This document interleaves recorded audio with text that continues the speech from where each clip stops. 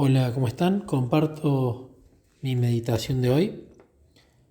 La meditación la hice sobre la sanidad en Betzatá. Esa historia está en Juan 5, del 1 al 18, pero yo medité del 1 al 9. Y voy a leer primero en la Biblia Textual, cuarta edición, el texto y luego voy a dar la meditación. Después de esto había una fiesta de los judíos y Jesús subió a Jerusalén. Y junto a la puerta de las ovejas en Jerusalén hay un estanque llamado en hebreo Betzatá, que tiene 5 pórticos. En estos yacía una multitud de enfermos, ciegos, cojos e impedidos. Y estaba allí cierto hombre que llevaba 38 años en su enfermedad. Cuando Jesús lo vio tendido, sabiendo que tenía ya mucho tiempo así, le dice: ¿Quieres ser sano? Señor, le respondió el enfermo, no tengo un hombre que me meta en el estanque cuando es agitada el agua, y mientras yo voy, otro baja antes que yo. Jesús le dice: levántate, recoge tu catre y anda. E inmediatamente el hombre quedó sano y recogió su catre y echó a andar.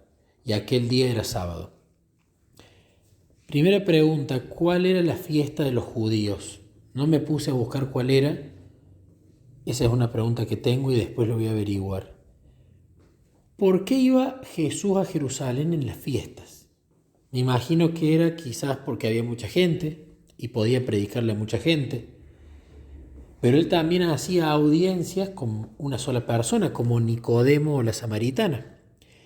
Sembraba la semilla en una persona, pero estas personas él las utilizaba para luego que ellos, como se ve de manera explícita en la samaritana, sembrasen la semilla en muchos otros más. O quizás fue Jesús a Jerusalén tiempo después para ver cómo habían dado frutos las semillas sembradas tras los milagros que él hizo antes ahí.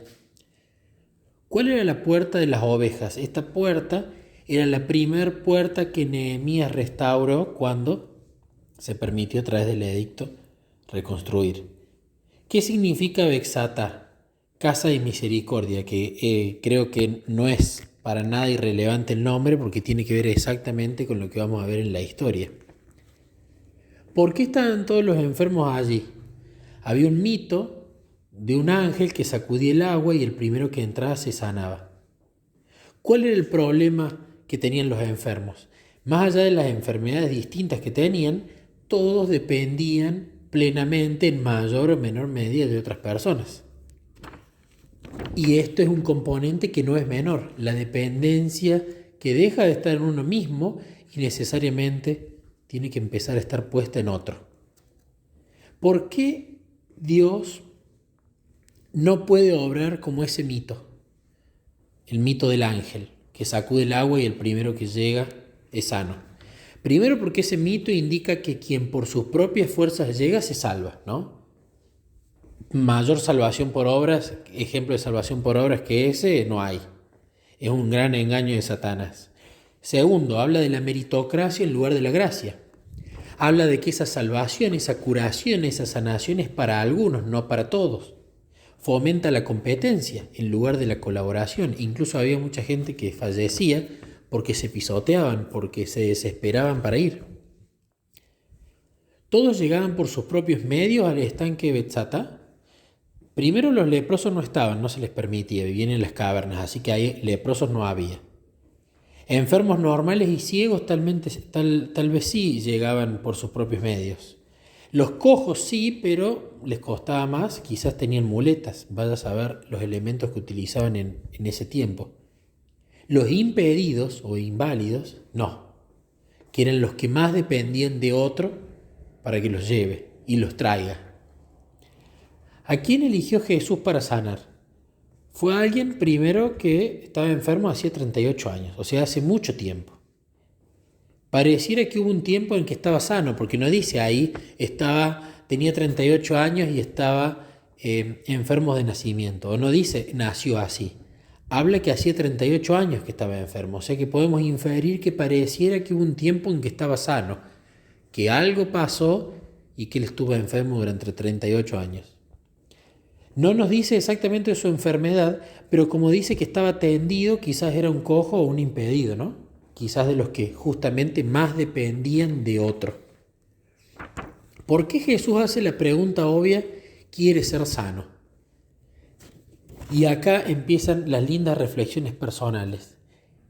Primero que debemos ser como niños y preguntar lo obvio a Jesús, pedirle lo obvio, no dar nada por sentado con Él. Porque como Jesús nos da el libre albedrío y no se mete en nuestra vida a menos que nosotros le abramos la puerta de nuestra mente contándole con sinceridad lo que nos pasa, Él no va a obrar incluso en lo que nos parece obvio.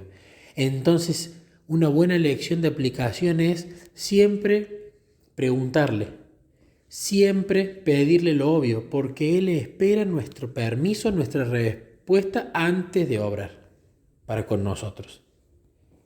¿Qué le responde el enfermo? Que si quiere, que tiene muchas ganas, pero que no puede hacerlo, se ve imposibilitado. Y lo interesante es que el enfermo argumenta y describe con exactitud por qué no puede ser sano. De alguna manera tuvo confianza en Jesús, porque si viene alguien y te pregunta algo obvio, en quien no tenés ni siquiera la más remota esperanza que te pueda ayudar, lo despachas rápido, ni siquiera te pones a explicarle. Ahora, podemos ver que tenía un plan este impedido. En su plan humano no había solución. De la misma manera, una aplicación para nosotros es comunicarle nuestras imposibilidades con lujo de detalles. ¿Qué plan tenemos? Pero no pedir que bendiga ese plan, sino que argumentar con Jesús qué es lo que vemos, si lo vemos imposible y por qué, y pedirle a Él cuál es su plan. Y esto para cualquier índole de la vida, hasta el detalle más minúsculo. El impedido explica que tenía necesidad de otro, es decir, otro tenía que llevarlo adentro del estanque, pero siempre había alguno que se le adelantaba. Entonces, él explicando esto, demuestra así su total falta de confianza en sí mismo, porque necesitaba de otro, porque tenía que depender de otro. Era el estado ideal para la justificación por la fe de este muchacho. ¿Qué le responde Jesús? 3 cosas: que se levante, que tome el catre y que se vaya. Se ve una vez más que los planes de Jesús son muy distintos a los nuestros, en este caso a los del muchacho, y mucho mejores. Primero, el muchacho esperaba que alguien lo tome y lo levante. En cambio, Jesús simplemente le dijo, levántate vos. Él veía que el momento de la sanación iba a ser cuando el ángel revuelva las aguas. El cuándo de Jesús fue ya mismo. Y a él le iba a requerir esfuerzo y tiempo, paciencia para esperar, esfuerzo para poder ser levantado por alguien e ir cada día a ese estanque para sanarse. En cambio, lo que Jesús le pidió, ¿cuál fue el esfuerzo, entre comillas, que le pidió? Que ejercitara la fe que le había sido dada, como toda medida que nos es dada a cada uno de nosotros.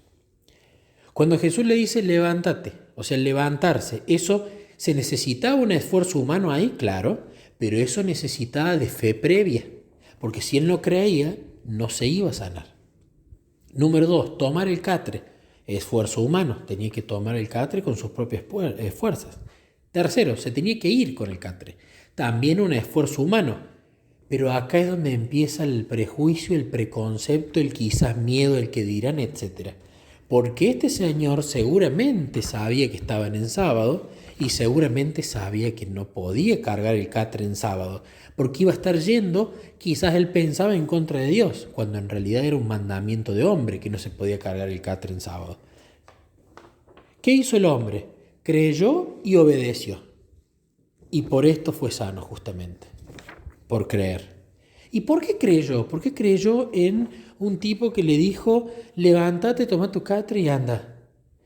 Y el hombre, yo creo que no tenía nada para perder. Estaba totalmente rendido, no sabía qué más hacer y quizás en sus adentros dijo, y voy a creer en este muchacho.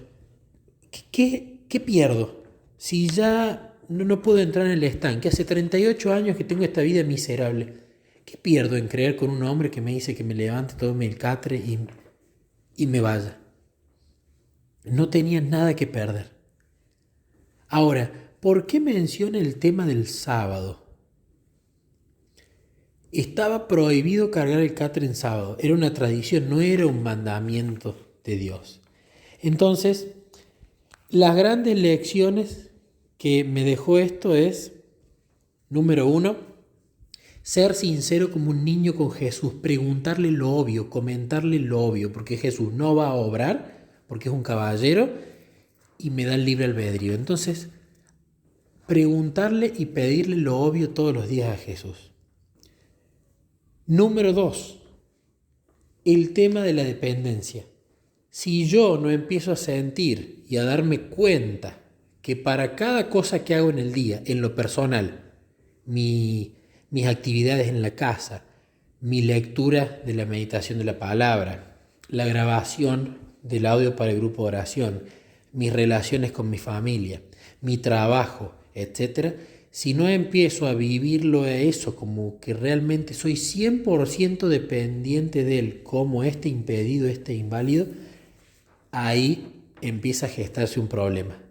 Porque uno puede engañarse a sí mismo pensando que en esto puedo depender totalmente de Dios porque tengo miedo, porque estoy nervioso, porque estoy estresado, porque no sé. Pero en esto estoy tranquilo, esto lo hago yo, lo hago automático.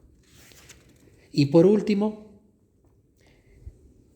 el tema de argumentar con lujo de detalles con Jesús sobre cada problema. Eso ayuda a incorporarlo a Él. Eso ayuda a tener una relación más fluida. Eso ayuda a pasar más tiempo con Él. Y voy a contar un muy chiquito testimonio. Muy, muy chiquito. Ayer sucedió. Y justamente hoy medité esto y entendí. Resulta que tenía una tarea en el trabajo que no me estaba saliendo, ¿sí? Que yo sabía que si insistía me iba a salir, pero no me estaba saliendo. Y esta tarea no la estaba charlando en detalle con Jesús. Le estaba comentando por arriba que necesitaba que me ayude y que quería llegar al centro del asunto, ¿no? Y después que ya me cansé y ya me estaba comiendo las uñas y estaba como desanimado, me fui a la pieza. Me puse a leer un rato la Biblia, pero después me puse a charlar con Jesús y le dije, estoy rendido, como el paralítico, ¿no? Estoy rendido, no sé qué hacer, no se me ocurre nada.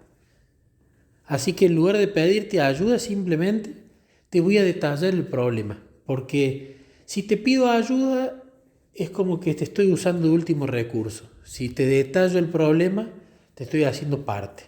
Entonces le empecé a explicar el problema, le empecé a explicar por qué lo veía imposible resolverlo como yo creía, le empecé a manifestar distintas opciones de resolverlo, anotando en el papel y diciéndole. Y le dije, esto es lo que sé, esto es lo que pienso, no tengo idea, te pido que me ayudes, te pido que me digas vos cuál es la solución correcta. Yo ya fui a vos, ahora necesito que me respondas. Ni bien había terminado de charlar, en mi cabeza apareció, como por arte de magia, por así decirlo, ya sabemos que no es magia, ¿no? Pero es un decir, la respuesta. Pero lo más lindo de todo no fue simplemente que fue rápido, sino que fue una solución absolutamente simple, ¿no? Algo que no había visto, lo simple realmente que era solucionarlo. Y cómo Jesús realmente cuando resuelve las cosas las hace con cosas simples, no se complica, no tiene una complejidad absoluta la solución de Él, sino que va justamente a lo simple, porque Él lo simplifica, nosotros siempre lo complicamos. Así que con toda esta meditación empecé a entender e incluirlo a Jesús, no solamente en tus pedidos en tiempo real, en el presente, sino detallar la situación como si realmente lo tuvieras al lado.